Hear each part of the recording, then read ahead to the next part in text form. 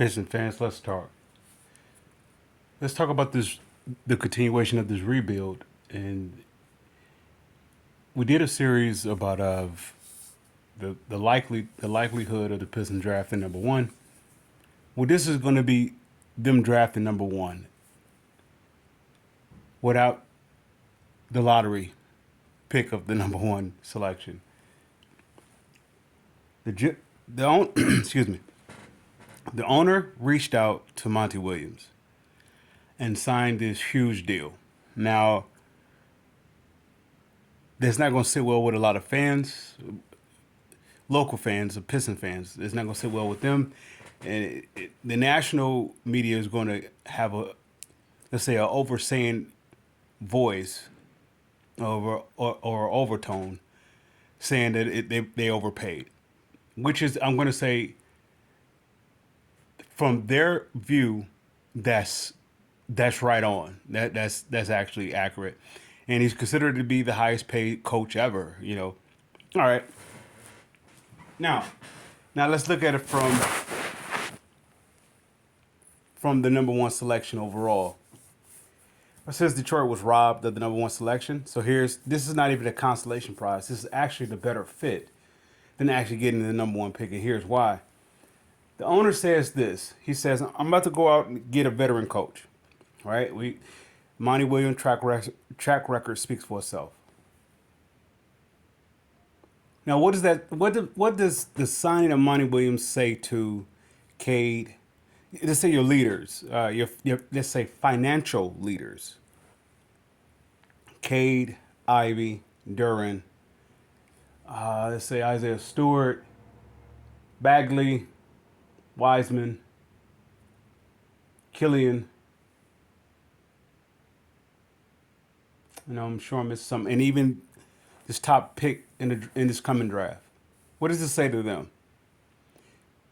All right, now this is going to tie into what something to the extent or the explanation point of what Rasheed Wallace was actually did a short video on. He spoke about why the league is what it is, because the players really have no, well, they said this way, the coaches really have not much say towards the players, because the players comes in with this healthy contract or whatever. They come with this security. All right. For the most part, excuse me, they seem to be untouchable. So what does Tom Gores do? Tom Gores does this. He says, all right, I want a veteran guy. Now, there's nothing against Ali. There's nothing against Lee. There's nothing against Collins. There's nothing against any of those up and coming head coaches. There's nothing against them. However, my team has been in the gutter for 4+ years, and even before that, they haven't won a playoff game since, what you want to say, '08. Or I've been in the playoffs since haven't been in the playoffs since '08, or haven't won a playoff game. Forgive me, whichever way how it goes. Nonetheless, they're in the gutter, so he needs somebody to get them out of the gutter at the same time. That's going to give them a little wiggle room to grow. This is the best coach. Now, why do they pay him so much in comparison to Popovich, to this is Spoelstra, or any other head coaches out here that's doing their due diligence? I don't want to say due diligence, but they're doing their actual. They're doing what's required of them to do, right? Monty Williams is a can't lose situation for this reason. Did he come here for the money? Yeah, he came here for the money. Did Tom Gores hire him for the money? No. All right. Tom Gores hired him to do one thing, to capitalize what Dwayne Casey did. Monty Williams doesn't have to do any work. So it's the same, I want to say, comparison to the likelihood of what Dan Campbell did. Dan Campbell didn't have to do anything. All he had to do was just dot the I's and cross the T's. He didn't have to do anything. Why? Because Quinn and Patricia, prior to them, did all the removal of all the 9-7 or 9-8 or whatever the quote was. They got rid of all the Mayhew, Millen, not so much the hit draft picks, such as Calvin Johnson, Ndamukong Suh, Darius Slay per se. Those pretty much decided their own fate. Matthew Stafford, and they all decided their own fate. Where Mayhew and Millen went wrong is all the other picks. Other than those, you could count on maybe two hands. Good picks between, let's say, I don't know how many years Millen was here. Was it 7 years, 5 years, and then Mayhew was here for 4 years. Let's say they was here for 10 years, and you only have a handful of talent, and a handful of talent decided their own fate. Everybody else imploded. Now, I say that to use as a comparison because people are going to say the Pistons need to do what Detroit Lions are doing. Detroit Lions is doing actually what the Pistons has done. See, I don't want to go in a different direction, but that's how fickle. And I don't want to say let's say hypocritical, not fickle. Let's say how hypocritical Detroit as a fan base can be. They think because the Lions have success that Holmes and Campbell did it. They didn't do anything. If they do it this year, they're doing something. Dan Campbell, and I said it about Monty Williams because Monty Williams don't have to do anything. All the mess that came from Stan Van Gundy, let's say post Joe Dumars, let's say from the Morris Cheeks to Michael Curry, and all that came along with it, all the way down to Stan Van Gundy, etc. All that had to be. Think about it like this. That's the self-same thing of, let's say, Millen and Mayhew. There's a handful of players that stuck around and stuck out. Out of Stan Van Gundy draft selections, how many of them are still with the Pistons? None, right?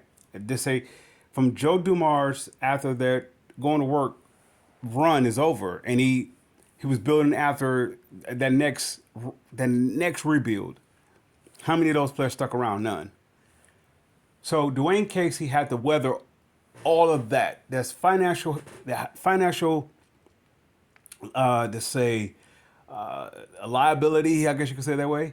He had to endure no talent. He had to deal with no free agents. He had to deal with no money, nothing. He had to deal with all of this and make something solid or some foundational. Now, some people will say the Pistons is a mess of a the Pistons is a mess of a franchise. I totally disagree.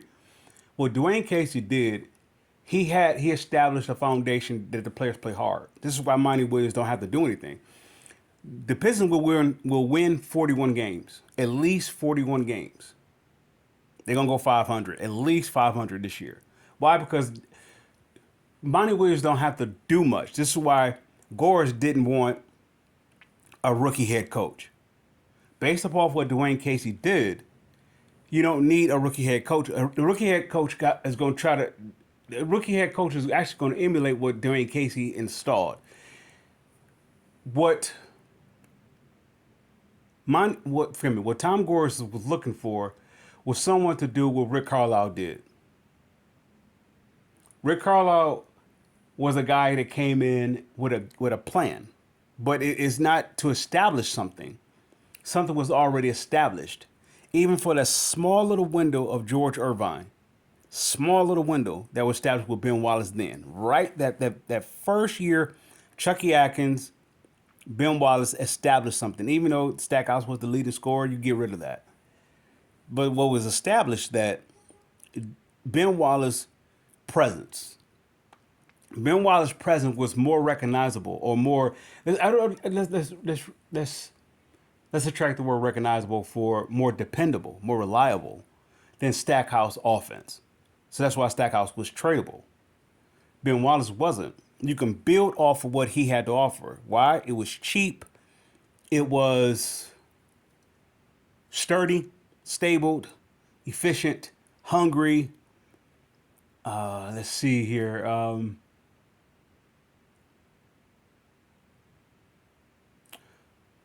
It was the perfect building piece. That's me saying piece and building block.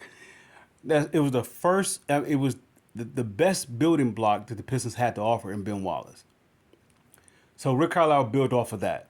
If you notice, the team was built off defense. It was built off Ben Wallace.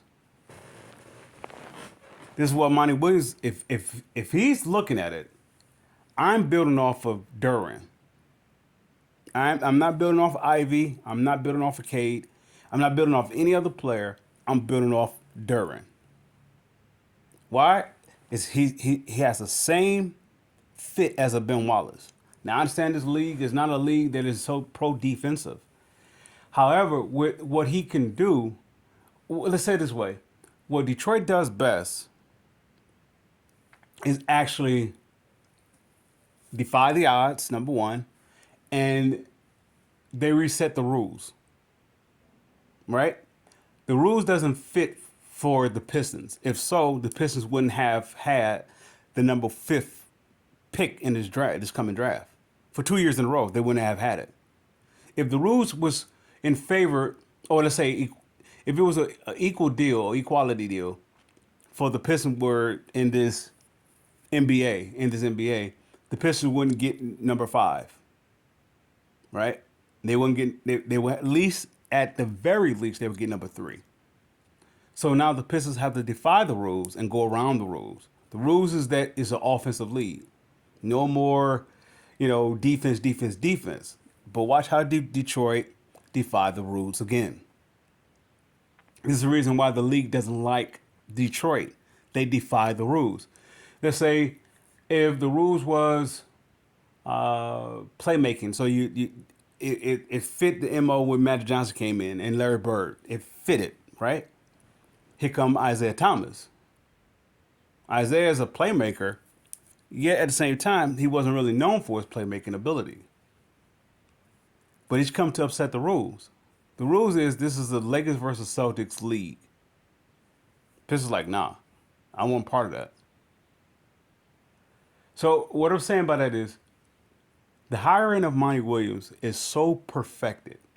It's so well in place. It fits Wiseman. It fits Duran. It fits Bagley. It fits Ivy. It fits even, I'm going to say, Cade. If you guys know how I am about Cade. What his contract says, first, let's go here. This contract says he is the highest paid man in the room. That means he has more authority than those millionaires that's in the locker room, those players. So the players can't come in and say, well, you got nothing to say over me. I make more money than you. If you look at Dwayne Casey made less, I believe, less money than Cade or anybody else that pretty much that's coming in. So his say has very little. I don't want to say respect or authority. It has no seniority in the room. When you sign this deal, and he actually has a track record of actually improvement. The players have to buy in, or you're gone. This is what the owner said to the players. This is my guy. I have him for 6 years. Even if he's getting $12 million a year, whatever the case may be, what he's getting, I don't know. I have him for 6 years. It's either you're going to listen to him or you out. Detroit haven't had that here since, I want to say, Larry Brown. Excuse me. And even with that was a struggle. That's what made the Ben Wallace building block so good with Rick Carlisle. It was a perfect fit, so to speak. It was right up Ben Wallace's alley because he was there actually before Rick Carlisle got there. So they somewhat like had a coexistence that it was compatible. This is why I say the Monty Williams, in self-same like manner, that the Monty Williams deal is the self-same way. Never mind the amount of money that you're getting paid per year. That don't people say he's getting 12 million, but 12 million is not 12 million now. It's not what it is. If the players that is in his league, if you're not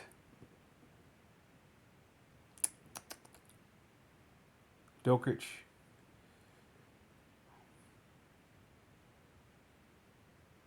Giannis, Jokic, if you're not the top tier of the top tier, I'm talking about not just MVPs, but MVPs in the regular season as well as in the finals. If you're not one of those, you you really don't have nothing to say.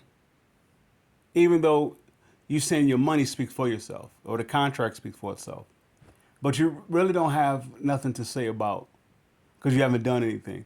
So if I'm the excuse me, not general manager, if I'm the owner, I'm looking at it that way.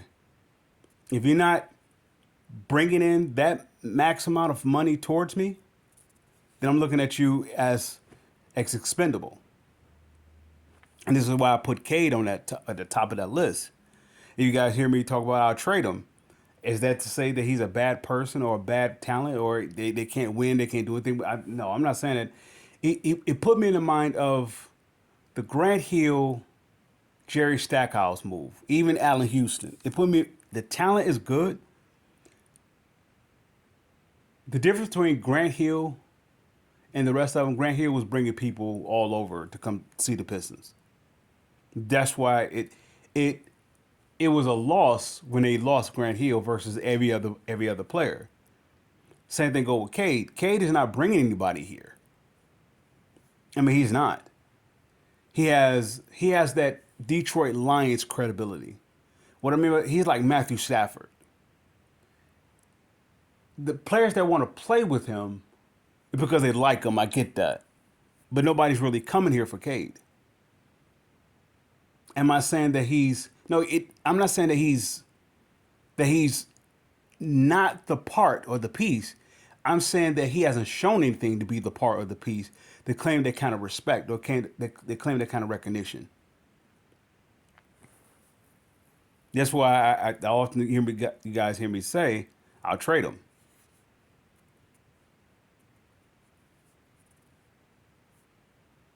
You hear me say that I had so many trades for Cade. Now I voiced it. I said I would trade him for Chet Holmgren, even with his broken leg. I would trade him for that. I would trade him for Zion, even though he's overweight and disgruntled. I'd trade him for that. Well, because with Cade, even though he's the number one pick, that don't mean he's going to get top value. Cade is not bringing people to the stands, right? He's not bringing people to the stadium.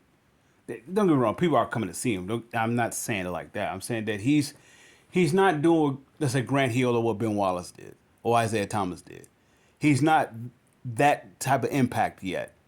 Can he show it this year? Yeah, if that's the if game. Since he hasn't, he's expendable. With that said, this is all the reason why that I would move on from Cade. By me having 6 years with Monty, and he actually Monty doesn't have to do all the heavy lifting. This team is ready to go. This team is ready to win 41 games. The fans or the media with the average eye would say, no, they're a losing team. There's in a lottery. Look at the reason why they was in a lottery though. Dwayne Casey had to still get rid of had to dig up all that mess that post Ben Wallace era left. That era that Darko Poses took over. That's a huge even though they went to the conference finals like 6 times straight or 8 times, whatever the case may be, it still don't get rid of the fact after the Ben Wallace era was over, there was nothing left. There was nothing there. They had nothing. They tried to bank on Andre Drummond. He couldn't do it. Stan Van Gundy tried to bank on Reggie Jackson. He couldn't do it. Then they tried to go for something that was established. And Blake, there was nothing left with Blake. There was a disinterest with Blake. So you, there was nothing here to build with. So all that time of building around those pieces, it had to be removed. Dwayne Casey had to endure some stuff. He had to endure all the misses Van Gundy made in the draft selection of trying to build around what they was establishing then, which was nothing of it had nothing of a foundation to build with. However, now if you build around Duran, somebody may say he's limited offensively. There's a 3-point lead, there's a shoot 'em lead. I get that. Detroit never went along with the rules. Pistons, that is. From bad boys to going to work, they never went according to the rules. The Pistons beat the Lakers both times without allegedly having a superstar. They had a team. And that's how we'd do it again. A team would beat Giannis. A team, even though Giannis may have some scores and everything else, it would beat it.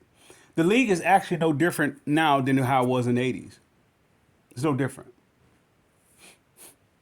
The league is just like how it was in the 80s.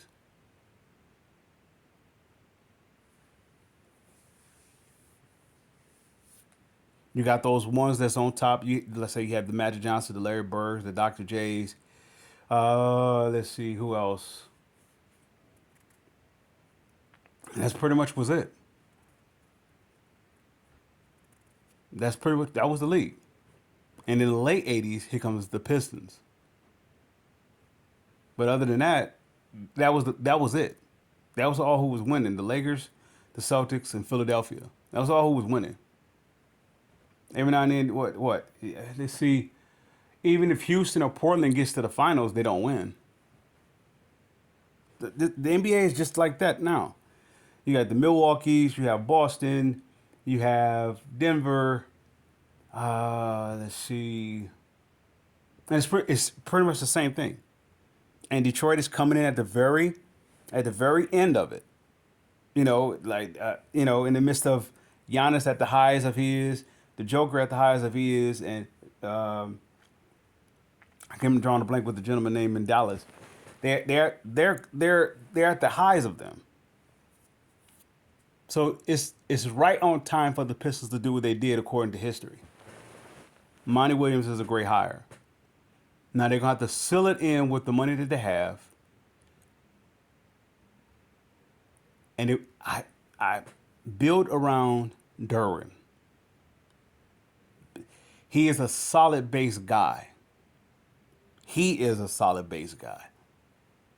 Sort of like Ben Wallace and Isaiah Thomas was. They're solid base guys that you can build on them. And the only reason why they didn't last with Grant Hill wanted out. Sort of like with Matthew Stafford. That's not a slight towards either one of them. If they do it correctly, it works out best for the Pistons, like it did for when they got Ben Wallace back. All right, I'm yapping long enough. This is part 2